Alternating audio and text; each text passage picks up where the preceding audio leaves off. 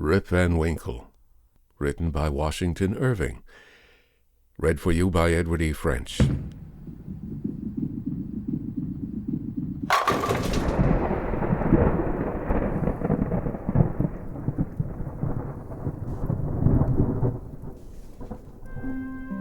A posthumous writing of Diedrich Knickerbocker, by Woden, god of Saxons, from whence comes Wednesday, that is, Woden's day. Truth is a thing that ever I will keep, until the day in which I creep into my sepulchre. Cartwright. The following tale was found among the papers of the late Diedrich Knickerbocker, an old gentleman of New York who was very curious in the Dutch history of the province and the manners of the descendants from its primitive settlers. His historical researches, however, did not lie so much among books as among men, for the former are lamentably scanty on his favorite topics, whereas he found the old burghers, and still more their wives, rich in that legendary lore so invaluable to true history. Whenever, therefore, he happened upon a genuine Dutch family, snugly shut up in its low-roofed farmhouse under a spreading sycamore, he looked upon it as a little clasped volume of black letter, and studied it with the zeal of a bookworm. The result of all these researches was a history of the province during the reign of the Dutch governors, which he published some years since. There have been various opinions as to the literary character of his work, and, to tell the truth, it is not a whit better than it should be. Its chief merit is in its scrupulous accuracy, which indeed was a little questioned on its first appearance, but has since been completely established, and it is now admitted into all history collections as a book of unquestionable authority. The old gentleman died shortly after the publication of his work, and now that he is dead and gone, it cannot do too much harm to his memory to say that his time might have been much better employed in weightier labors. He, however, was apt to ride his hobby his own way, and though it did now and then kick up the dust a little in the eyes of his neighbors, and grieve the spirit of some friends for whom he felt the truest deference and affection, yet his errors and follies are remembered more in sorrow than in anger, and it begins to be suspected that he never intended to injure or offend. But however his memory may be appreciated by critics, it is still held dear by many folk whose good opinion is well worth having, particularly by certain biscuit-makers who have gone so far as to imprint his likeness on their New Year cakes, and have thus given him a chance for immortality almost equal to the being stamped on a Waterloo medal or a Queen Anne's farthing. Whoever has made a voyage up the Hudson must remember the Catskill Mountains. They are a dismembered branch of the great Appalachian family, and are seen away to the west of the river, swelling up to a noble height, and lording it over the surrounding country. Every change of season, every change of weather, indeed every hour of the day, produces some change in the magical hues and shapes of these mountains, and they are regarded by all the good wives, far and near, as perfect barometers. When the weather is fair and settled, they are clothed in blue and purple, and print their bold outlines on the clear evening sky. But sometimes, when the rest of the landscape is cloudless, they will gather a hood of gray vapors about their summits, which, in the last rays of the setting sun, will glow and light up like a crown of glory. At the foot of these fairy mountains, the voyager may have descried the light smoke curling up from a village whose shingle roofs gleam among the trees, just where the blue tints of the upland melt away into the fresh green of the nearer landscape. It is a little village of great antiquity, having been founded by some of the Dutch colonists of the early times of the province, just about the beginning of the government of the good Peter Stuyvesant, may he rest in peace, and there were some of the houses of the original settlers standing within a few years, built of small yellow bricks brought from Holland, having latticed windows and gabled fronts, surmounted with weathercocks.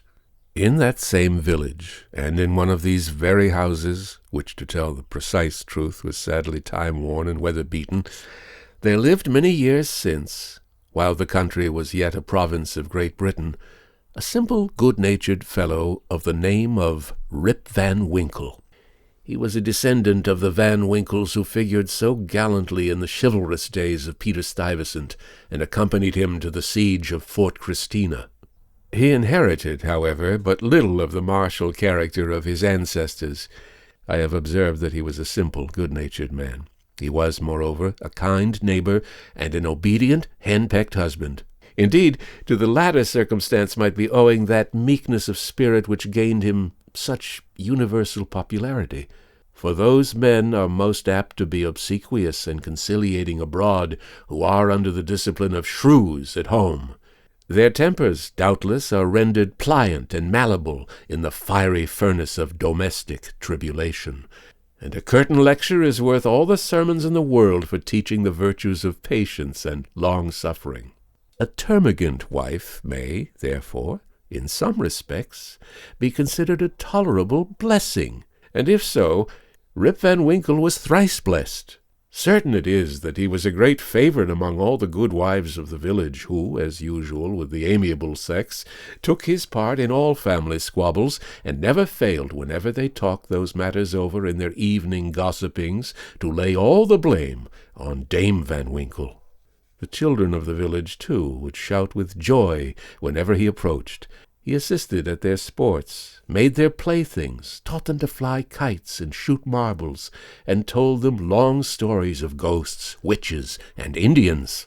Whenever he went dodging about the village, he was surrounded by a troop of them, hanging on his skirts, clambering on his back, and playing 1,000 tricks on him with impunity, and not a dog would bark at him throughout the neighborhood.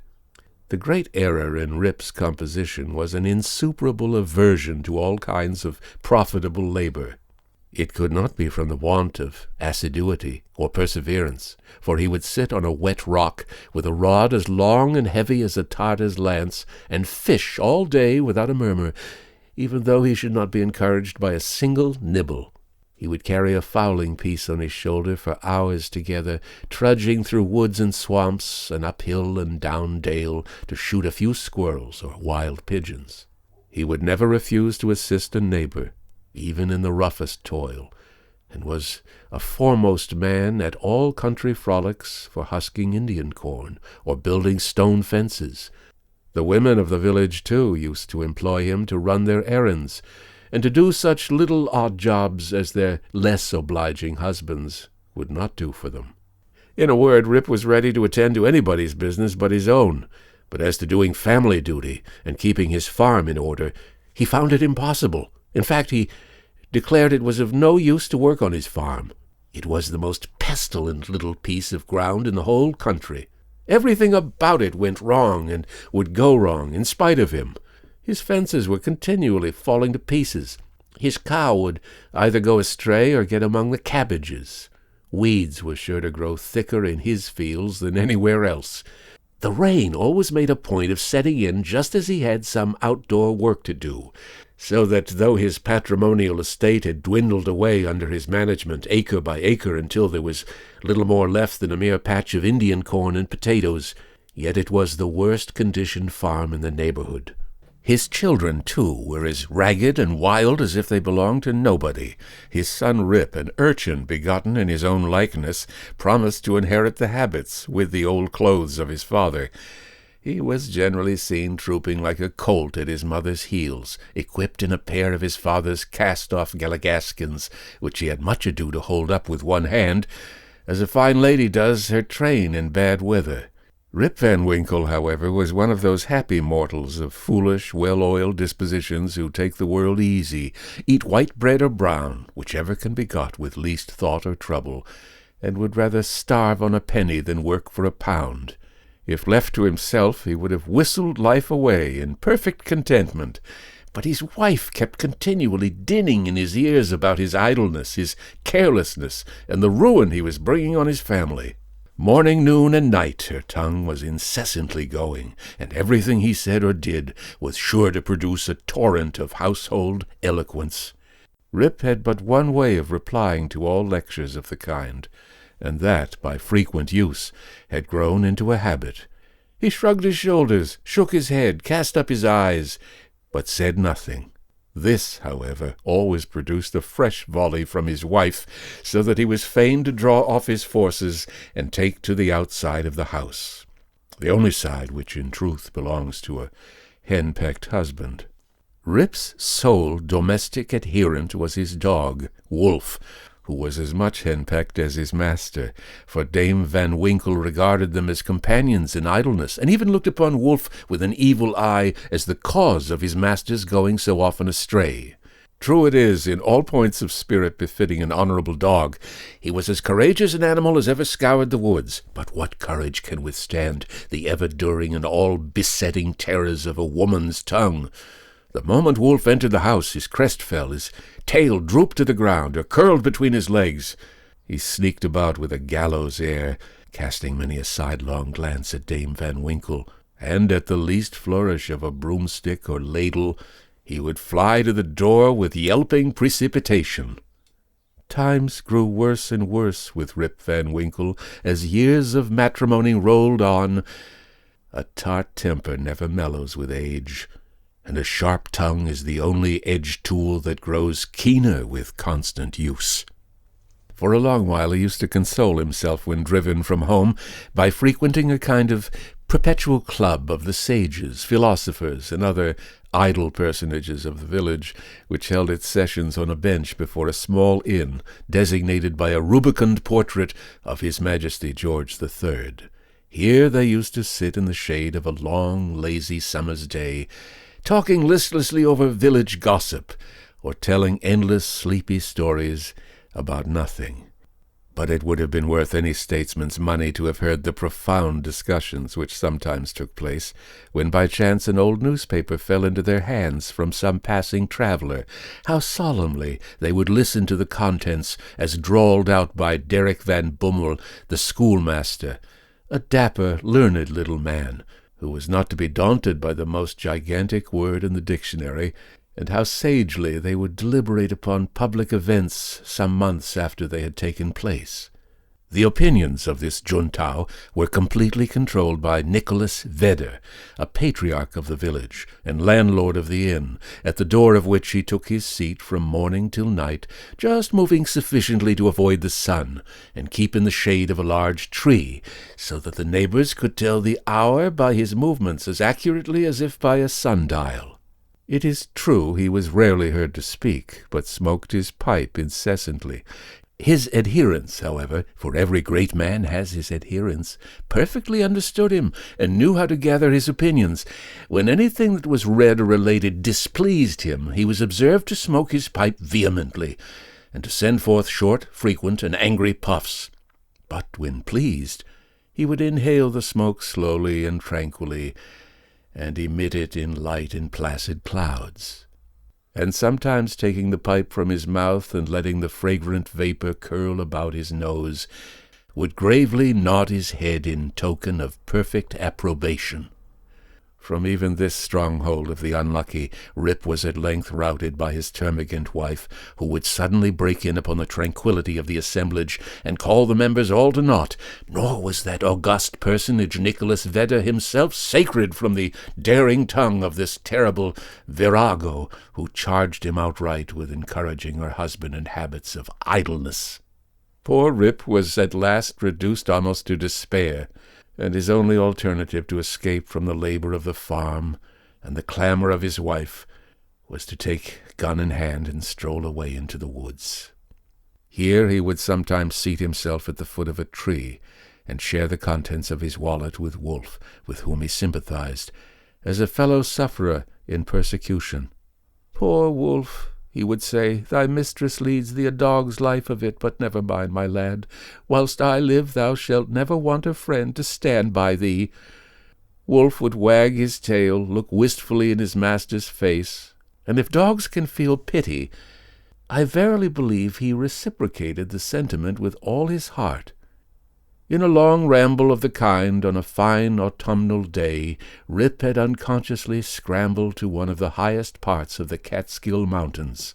He was after his favorite sport of squirrel shooting, and the still solitudes had echoed and re-echoed with the reports of his gun. Panting and fatigued, He threw himself, late in the afternoon, on a green knoll covered with mountain herbage that crowned the brow of a precipice. From an opening between the trees he could overlook all the lower country for many a mile of rich woodland. He saw at the distance the lordly Hudson, far, far below him, moving on its silent but majestic course, with the reflection of a purple cloud, or the sail of a lagging bark here and there sleeping on its glassy bosom, and at last losing itself in the blue highlands. On the other side he looked down into a deep glen, wild, lonely, and shagged, the bottom filled with fragments from the impending cliffs, and scarcely lighted by the reflected rays of the setting sun. For some time Rip lay musing on this scene. Evening was gradually advancing. The mountains began to throw their long blue shadows over the valleys. He saw that it would be dark long before he could reach the village, and he heaved a heavy sigh when he thought of encountering the terrors of Dame Van Winkle. He was about to descend when he heard a voice from a distance, hallooing, "Rip Van Winkle! Rip Van Winkle!" He looked around, but could see nothing but a crow winging its solitary flight across the mountain.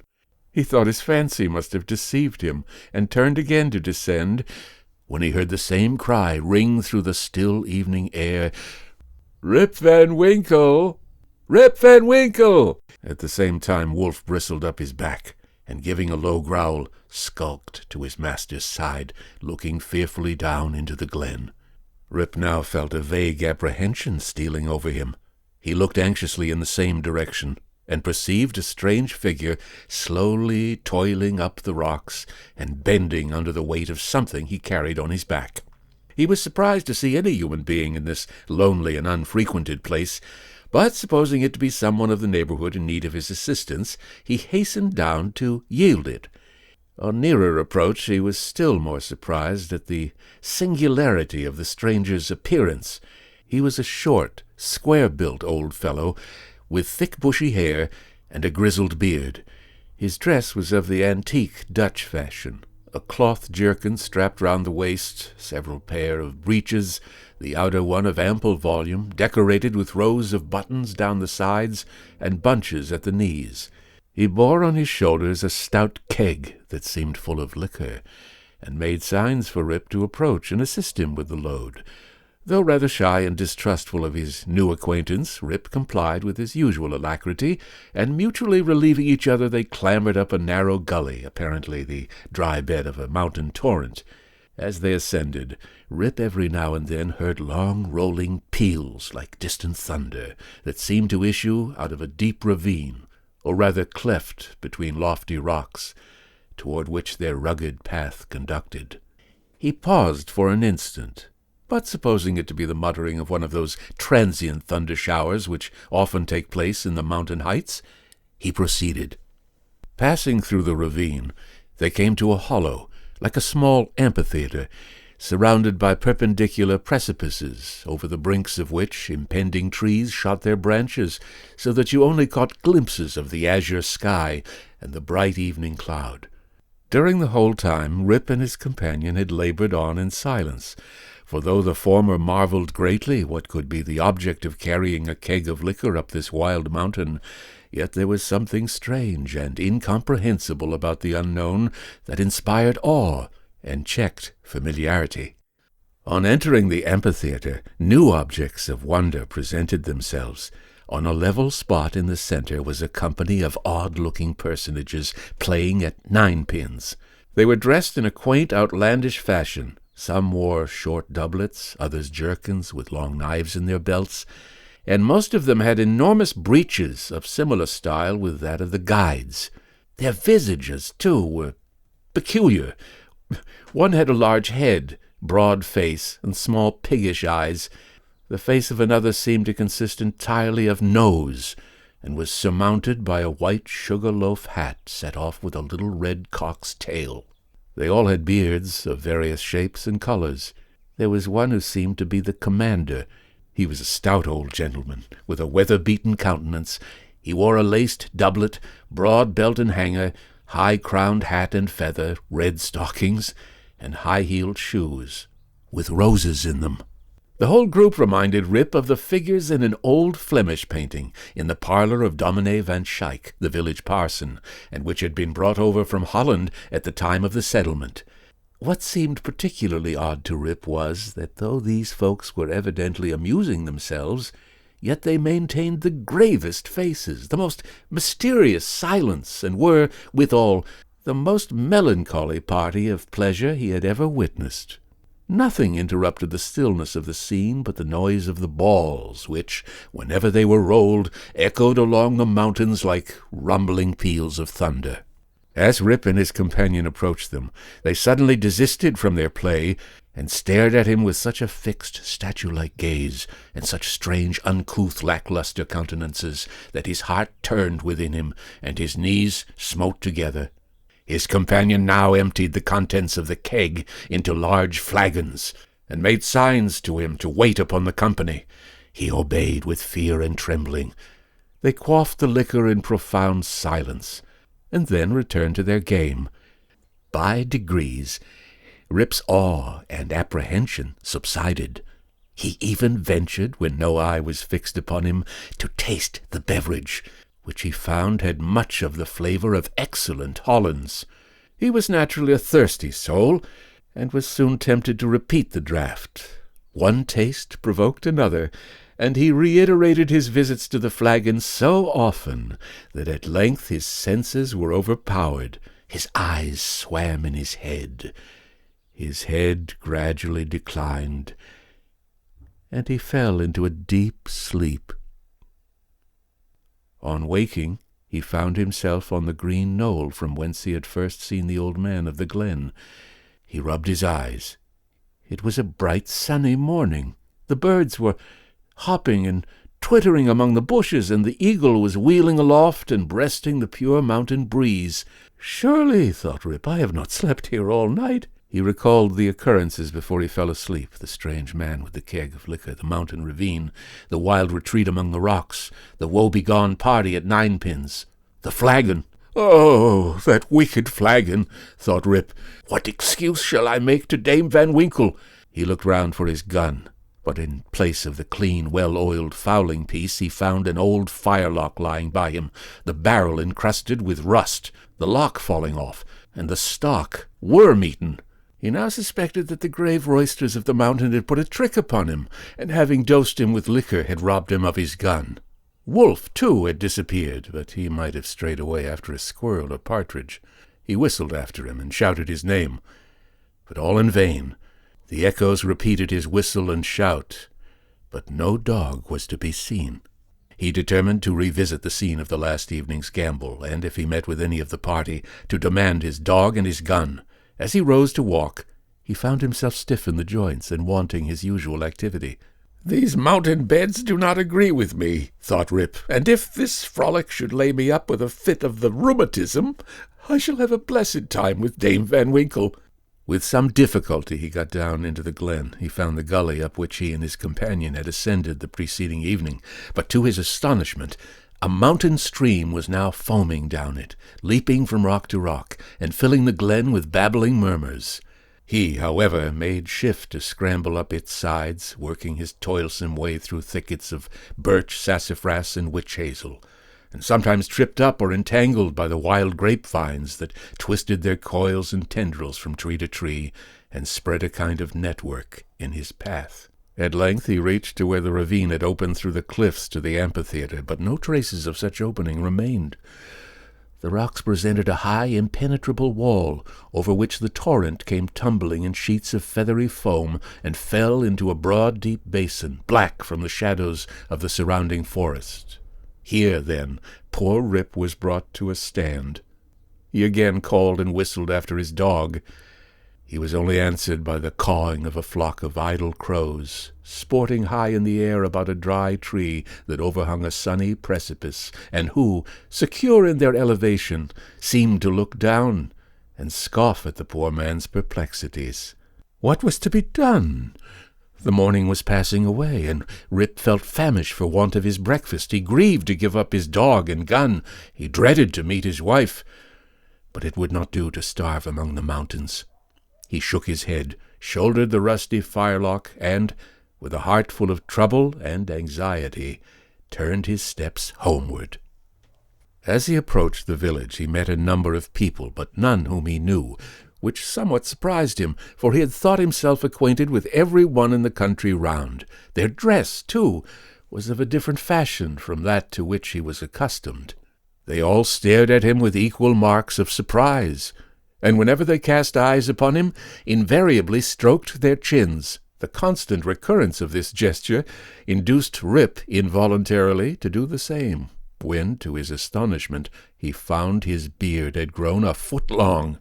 He had now entered the skirts of the village. A troop of strange children ran at his heels, hooting after him and pointing at his grey beard. The dogs, too, not one of which he recognized for an old acquaintance, barked at him as he passed. The very village was altered. It was larger and more populous. There were rows of houses which he had never seen before, and those which had been his familiar haunts had disappeared. Strange names were over the doors, strange faces at the windows. Everything was strange. His mind now misgave him. He began to doubt whether both he and the world around him were not bewitched. Surely this was his native village, which he had left but a day before. There stood the Catskill Mountains. There ran the silver Hudson at a distance. There was every hill and dale precisely as it had always been. Rip was sorely perplexed. "That flagon last night," thought he, "has addled my poor head sadly." It was with some difficulty that he found his way to his own house, which he approached with silent awe, expecting every moment to hear the shrill voice of Dame Van Winkle. He found the house gone to decay, the roof fallen in, the windows shattered, and the doors off the hinges. A half-starved dog, that looked like Wolf, was skulking about it. Rip called him by name, but the cur snarled, showed his teeth, and passed on. This was an unkind cut indeed. "My very dog," sighed poor Rip, "has forgotten me." He entered the house, which, to tell the truth, Dame Van Winkle had always kept in neat order. It was empty, forlorn, and apparently abandoned. This desolateness overcame all his connubial fears. He called loudly for his wife and children. The lonely chambers rang for a moment with his voice, and then all again was silence. He now hurried forth and hastened to his old resort, the village inn. But it too had gone. A large rickety wooden building stood in its place, with great gaping windows, some of them broken and mended with old hats and petticoats, and over the door was painted, "The Union Hotel by Jonathan Doolittle." Instead of the great tree that used to shelter the quiet little Dutch inn of yore, there now reared a tall, naked pole, with something on the top that looked like a red nightcap, and from it was fluttering a flag, on which was a singular assemblage of stars and stripes. All this was strange and incomprehensible. He recognized on the sign, however, the ruby face of King George, under which he had smoked so many a peaceful pipe. But even this was singularly metamorphosed. The red coat was changed for one of blue and buff. A sword was held in the hand instead of a scepter. The head was decorated with a cocked hat, and underneath was painted in large characters, "General Washington." There was, as usual, a crowd of folk about the door, but none that Rip recollected. The very character of the people seemed changed. There was a busy, bustling, disputatious tone about it, instead of the accustomed phlegm and drowsy tranquillity. He looked in vain for the sage Nicholas Vedder, with his broad-faced double chin and fair long pipe, uttering clouds of tobacco smoke instead of idle speeches, or Van Bummel, the schoolmaster, doling forth the contents of an ancient newspaper.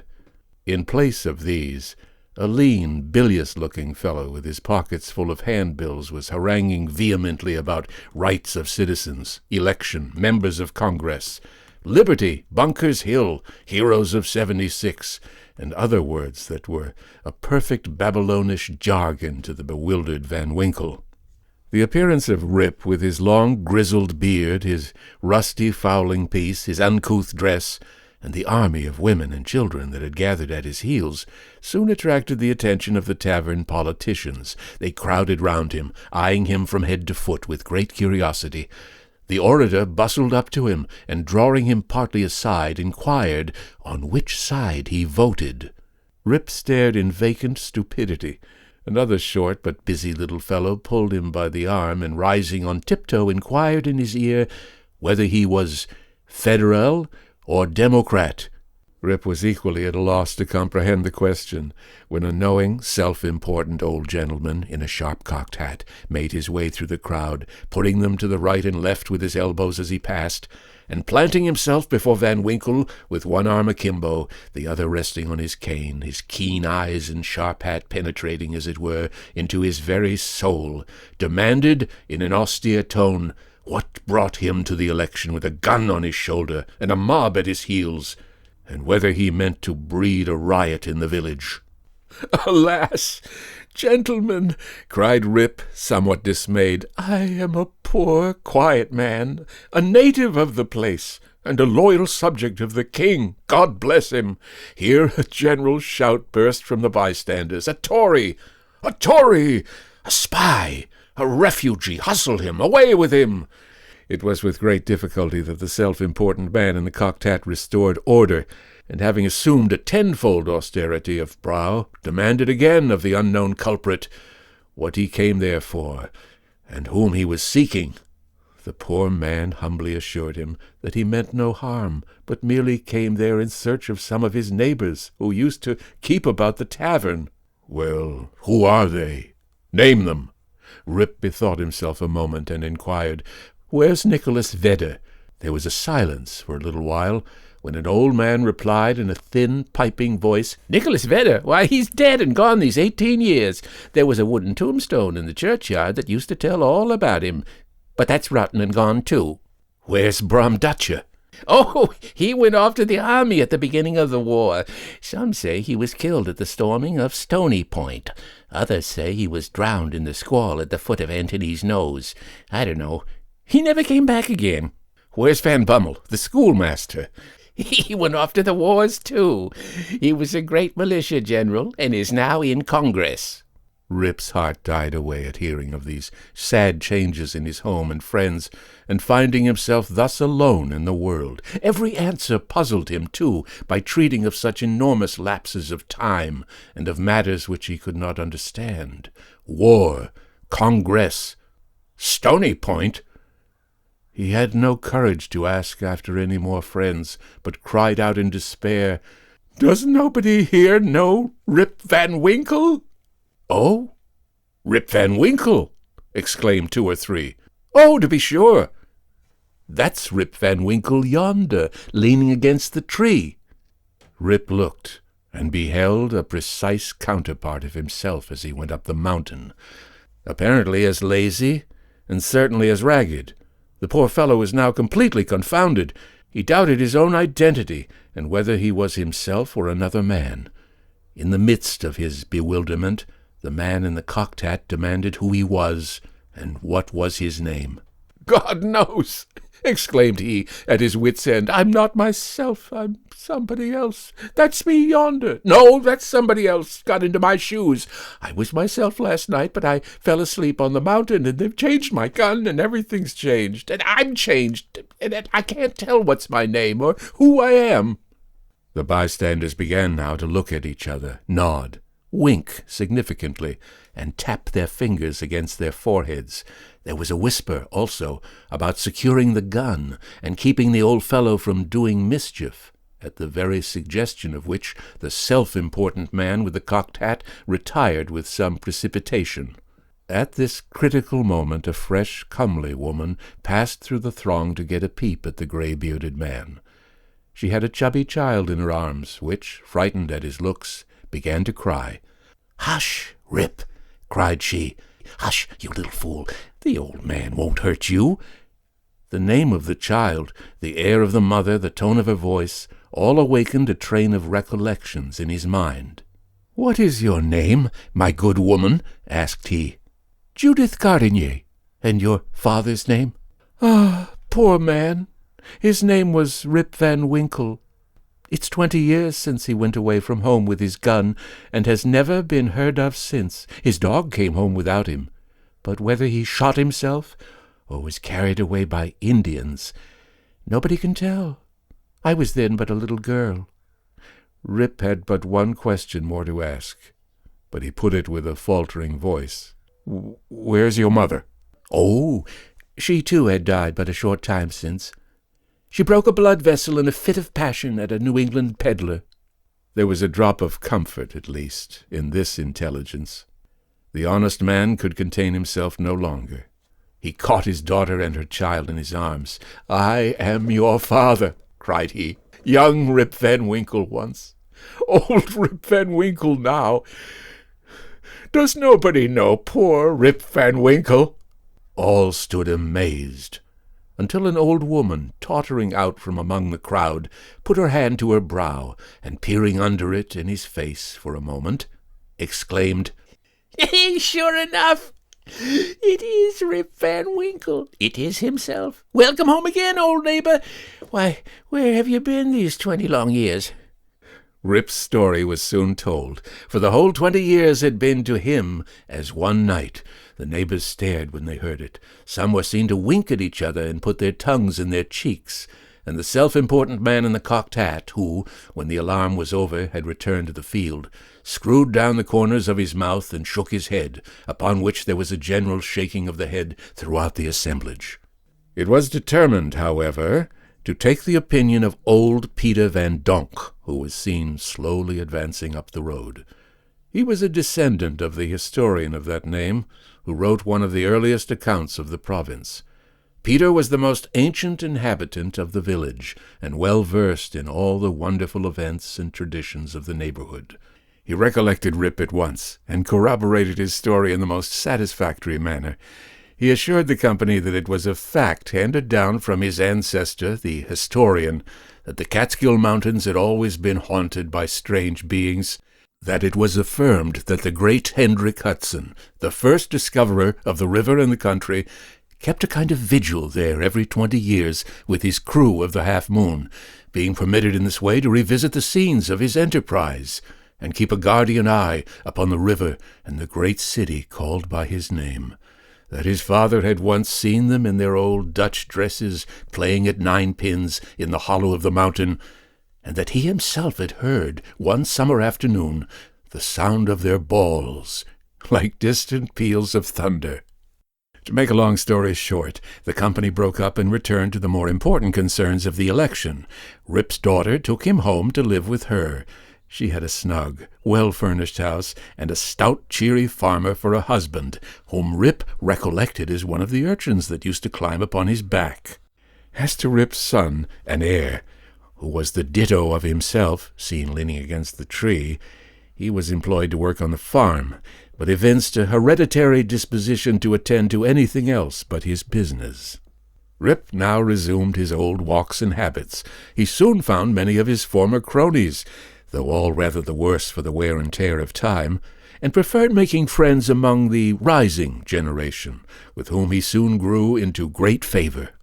Having nothing to do at home, and being arrived at that happy age when a man can do nothing with impunity, he took his place once more on the bench at the inn door, and was reverenced as one of the patriarchs of the village, and a chronicle of the old times before the war.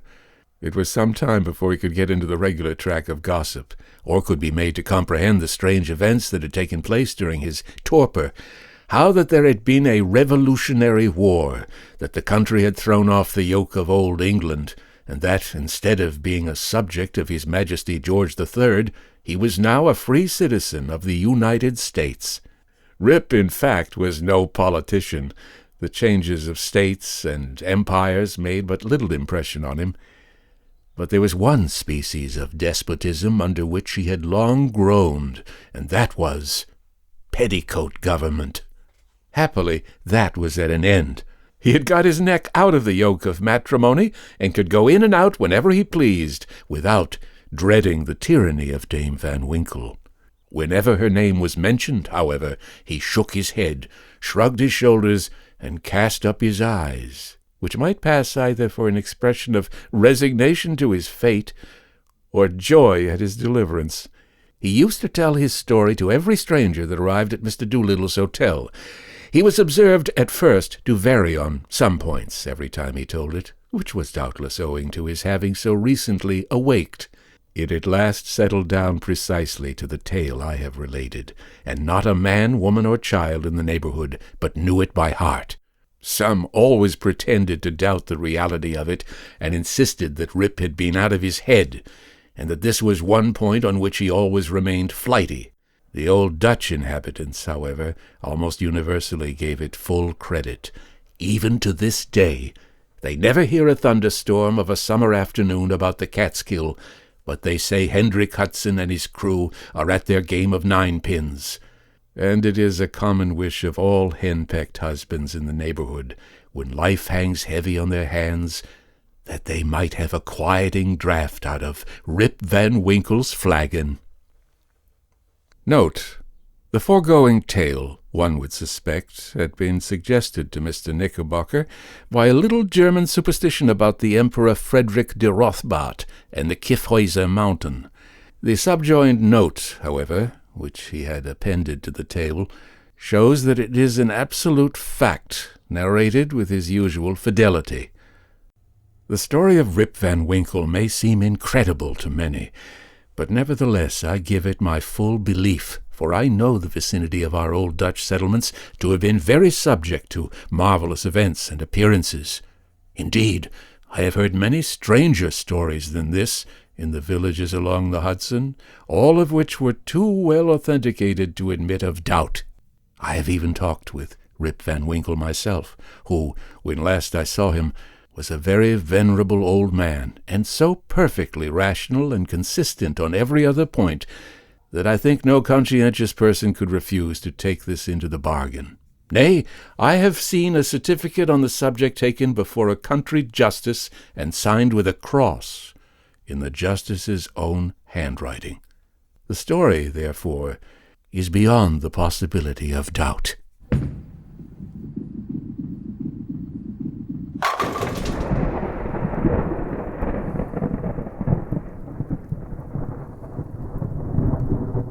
The End of Rip Van Winkle, written by Washington Irving and told to you by Edward E. French. And that wraps up another edition of Fiction Fantastique. I hope you enjoyed the story. I'll be back again next week with another one, and I hope you'll join me then. The email address for this program is edwardfrench06@hotmail.com. Good night.